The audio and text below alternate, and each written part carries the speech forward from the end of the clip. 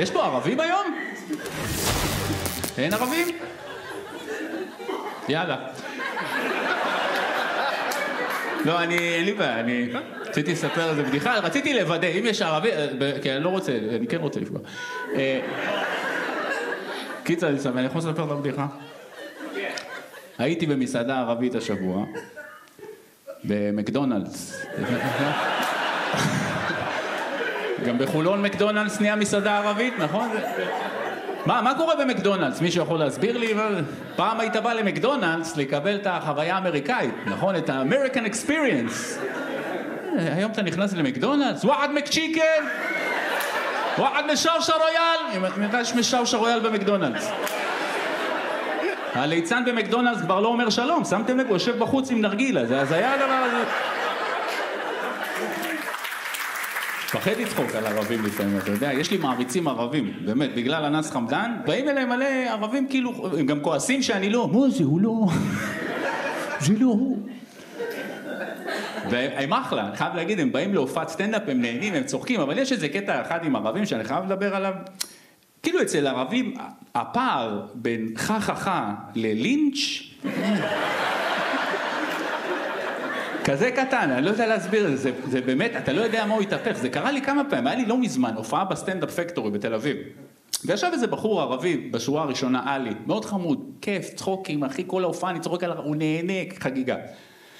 ואז סיפרתי איזה בדיחה על שווארמה כבש, והוא כאילו לא צחק, הוא בער בי, אז אמרתי בצחוק, טוב, עלי, אתה לא הבנת את הבדיחה, בטח שמעת כבש, ישר רצית לזיין אותו, משהו כזה. בצחוק, ממש בצחוק, ופתאום הוא התהפך אחי, נהיה לו כזה בעירות של אש בעיניים, הוא קם, נעמד, באמצע מופע סטנדאפ, הוא אומר לי, מה אמרת? תיקח עכשיו את המילותיך חזרה.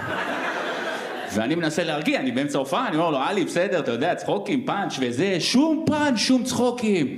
נמאס לי מהסטיגמה הזאת, זה לא נכון הדבר הזה, אין אפילו ערבי אחד שעושה את זה. ככה אמר לי. אז אני אומר לו, עלי, אחד אפילו, והוא לא לוקח צחוקים, די כבר עם הזה, עצבני. אז אמרתי לו, אתה יודע מה עלי? יש לי איזה חבר שמשרת בדרום, והוא היה בעמדת שמירה, והוא צילם לי בסרטון וידאו, אני ראיתי במו עיניי סרטון שהוא צילם של ערבי מזיין כבשה, אני ראיתי בעיניים שלי ערבי מזיין כבשה. מה יש לך להגיד על זה? אז הוא אומר לי, כבשה זה בסדר, אמרת כבש, תיקח מילותיך חזרה.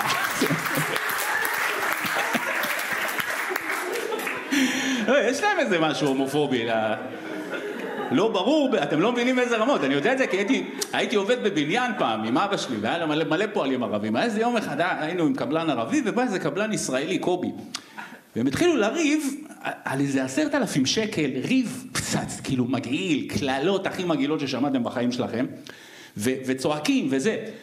ועכשיו, הקובי הישראלי אמר לערבי, יאללה, רוחנם על הבטנק. את המשפט הזה, פתאום הוא כאילו שמע את המשפט הזה, מה אמרת? בא להרביץ לו וזה, כולם תפסו אותו וזה, הפרידו, נהיה בלגן, כולם הולכים, רק אני יושב שם, בוא נאמר, זה רוחנם על הבטנק, מה הוא אמר לו שגרם לו לאבד עשתונות ככה בטירוף? אני חייב להיות... חיכיתי שכולם ילכו, באתי לפועל אחר, חליל, שתמיד עובד איתנו. אני אומר לו, חליל, תגיד, מה הוא אמר לו? מה זה המילה הזה, הרוחנם על הבטנק? הוא שמעתי, מה ככה אמר לו? וואי. אני אומר לו, מה זה וואי? אבל מה זה אומר? זה לרוחנם על הבטנק? זה לך תשכב על הבטן.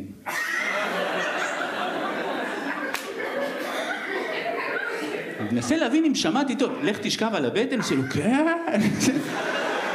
למה זה יצבן אותו? כי אם תשכב על הבטן, מישהו יזיין אותך בתחת. כאילו היצירתיות להגיע להומופוביה אצלהם, זה פשוט... כמה יצירתיות להגיע...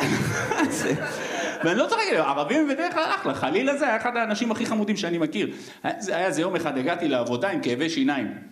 וכאילו, רק הוא היה אכפת לו. כל הזמן הסתכל עליי, בדק, לא אמר כלום, חיכה לארוחת צהריים. בארוחת צהריים הוא בא אליי, אמר לי כזה, יוסי, אתה בסדר אותך? אמרתי לו, לא, סתם, צומחת לי פה איזה שן בינה, וזה כואב לי, אבל זה שטויות.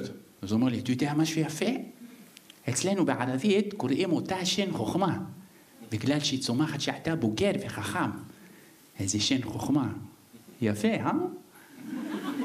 אמרתי לו, יפה מאוד, אבל זה לא כזה חוכמה. כי אצלנו בעברית זה גם ככה, שן בינה, בינה בעברית זה חוכמה. גם לנו קוראים לזה שן בינה, שן חוכמה. היה בהלם, מה, באמת? אמרתי לו, כן, למה חשבת קוראים לזה שן בינה? כי זה בבינה של הפה.